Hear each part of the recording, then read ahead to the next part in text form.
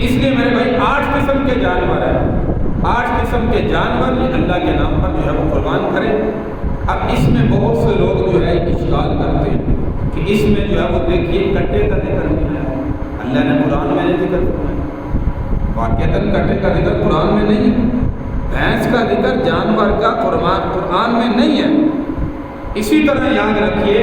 یہ ٹیڈی بکرا جو ہم کرتے ہیں، ٹیڈی بکری یا بکرا یا بھیڑ، ان جانوروں کا بھی قرآن میں نام نہیں، بھیڑ کا ذکر آپ کو کہیں پر نہیں ملے گا۔ تو یاد رکھیں یہ اس لیے ہے کہ حضور علیہ السلام کے دور میں یہ عرب کے جانور ہی نہیں، ٹیڈی بکرا ہے، کٹا ہے، یہ بھیڑ ہے، یہ عرب کے جانور نہیں ہے، اس لیے حضور علیہ السلام کے دور میں ان کا ذکر نہیں کیا گیا۔ لہذا بعد کے اندر جو ہے وہ ان کا ذکر حضرت عمر رضی اللہ تعالیٰ عنہ کے دور خلافت کے اندر یہ جو ہے وہ جب ایران فتح ہوا اس وقت دیکھا گیا کہ کٹا بھینس جو ہے وہ جانور موجود ہے۔ تو حضرت علی المرتضیٰ رضی اللہ تعالیٰ نے فرمایا کہ جیسے گائے کے اندر 7 حصے ہوتے ہیں ایسے ہی مصنف ابن شیبہ کے اندر موجود ہے۔ حضرت علی المرتضیٰ خلیفہ چہارم نے رضی اللہ تعالیٰ عنہ نے فرمایا جیسے یہ بڑا جانور گائے ہے اس میں 7 حصے ہیں، فرمایا یہ کٹا بھینس جو جانور ہے اس میں بھی 7 حصے جو ہے وہ ادھر ادا کے موقع پر تو ہے حلال جانور، قربانی کا جانور ہے۔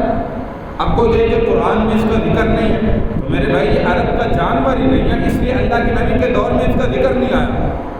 اب تو مثال کے طور پر ٹیڈی بکرا ہے، یہ عرب کا جانور نہیں ہے لیکن جو ہے وہ ذبح ہوتا ہے، عید الاضحیٰ کے موقع پر بھی ہوتا ہے۔ بھیڑ کا ذکر قرآن کے اندر موجود نہیں ہے،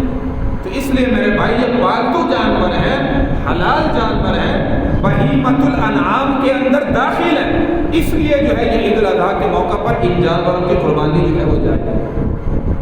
اور جو بہیمۃ الانعام میں داخل نہیں ہے جیسے ہرن ہے، بارہ سنگ ہے اور جانور ہے، یہ چونکہ بہیمۃ الانعام میں داخل نہیں ہے، پالتو جانور نہیں ہے، لہذا ان کی قربانی جو ہے وہ درست ہے۔ تو اس لیے میرے بھائی جیسے پورا سال